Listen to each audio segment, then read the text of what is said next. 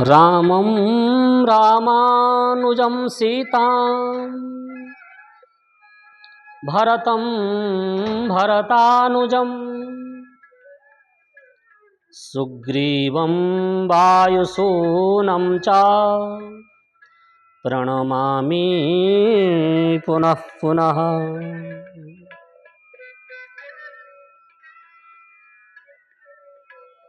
आज मैं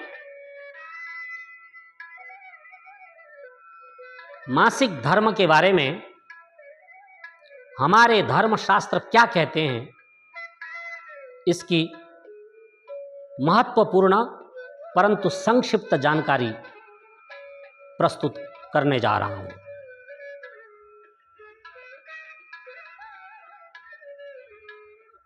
हमारे शास्त्रों ने हर विषय को स्पष्ट किया है, परंतु जो लोग शास्त्र नहीं पढ़े, जिन्होंने शास्त्रों का आद्योपांत अध्ययन नहीं किया, ऐसे बगुला भक्त कथावाचक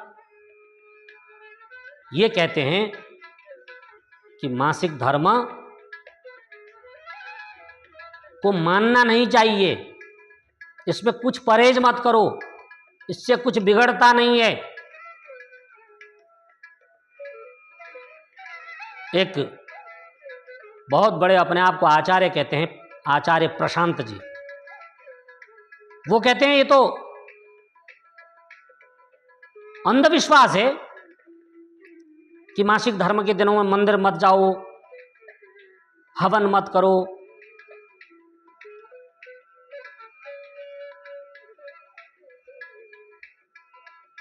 इस प्रकार वो कहते हैं कि मासिक धर्म के दिनों में आप कुछ भी कर सकते हो।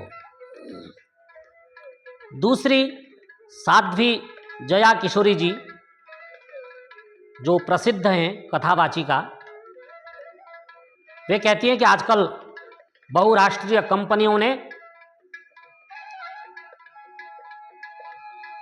रक्त को रोकने के बहुत सारे साधन बनाए हुए हैं जो बाजारों में मिलते हैं, इनको खरीद लो, परहेज करने की कोई जरूरत नहीं है। और तर्क देते हैं कि पहले इस प्रकार के साधन नहीं थे, तो इसलिए पहले की बात कुछ और है। आजकल तो मॉडर्न युग है, मैं नहीं मानती।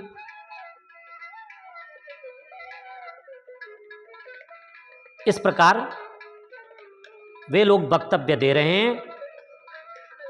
बंधुओं, उनका वक्तव्य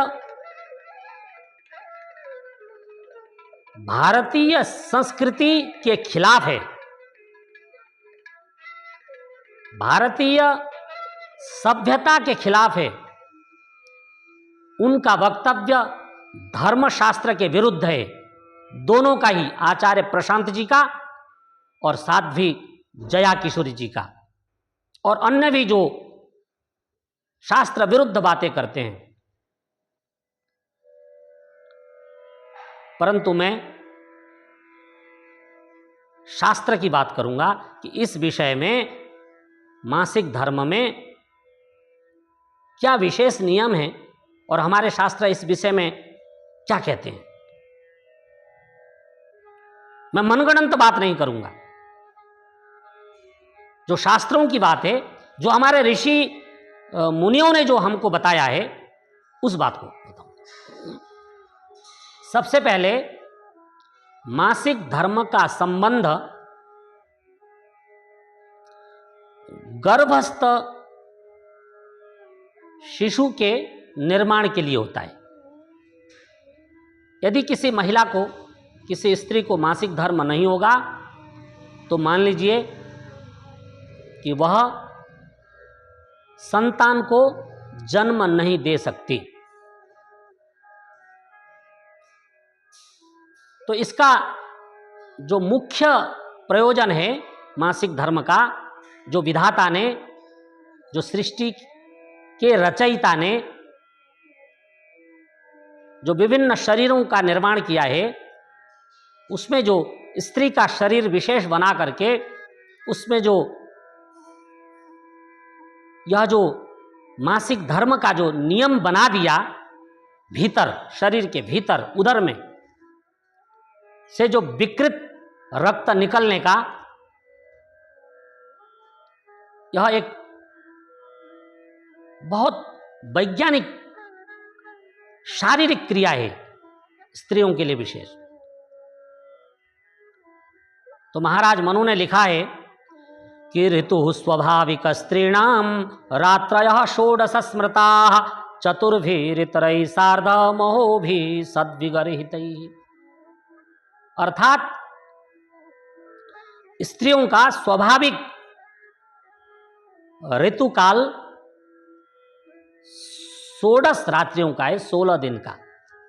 अर्थात रजो दर्शन से लेकर के 16 दिन तक, अर्थात जिस दिन मासिक धर्म निकलता है वह पहला दिन है, और उस दिन से गणना करके जो 16 दिन है वो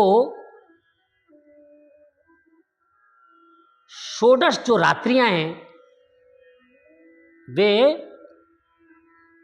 संतान को गर्भ में ठहराने की विशेष रात्रियां हैं।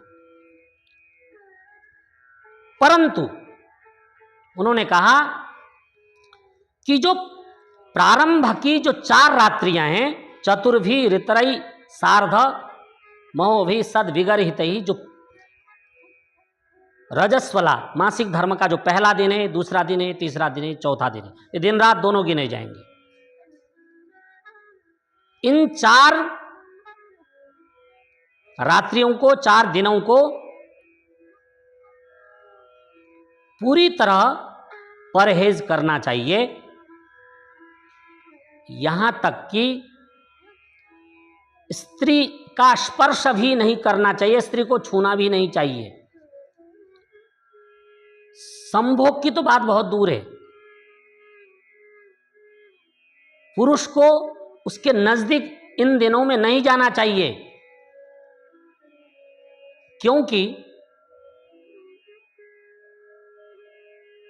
उस मार्ग से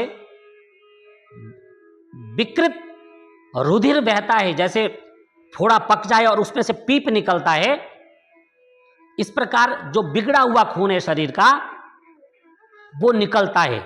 और जो पहले के जो 4 दिन और 4 रात हैं उनमें तो बहुत विकृत खून निकलता है, इसलिए इन 4 रात्रियों को अत्यंत निंदित माना गया है। और बंधुओं, महाराज मनु तो यहां तक कहते हैं कि इन दिनों में स्त्रियों को भारी काम नहीं करना चाहिए,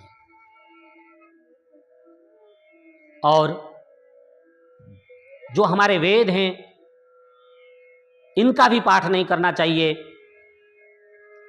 और संध्या वंदन भी इन दिनों में नहीं करनी चाहिए, हवन नहीं करना चाहिए, मंदिर नहीं जाना चाहिए।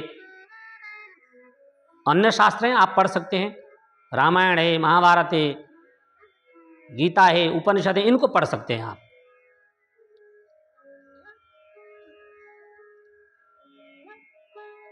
और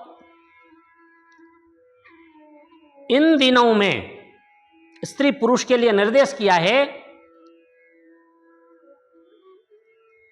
नोपगच्छेत् प्रमत्तोपि स्त्रियमार्तव दर्शने समान शयने चैव न शयित तयास। इन दिनों में स्त्री और पुरुष एक बिस्तर पर न सोएं। संबंध की तो बात ही अलग है, बिस्तर भी बेडशीट भी सब पृथक होना चाहिए।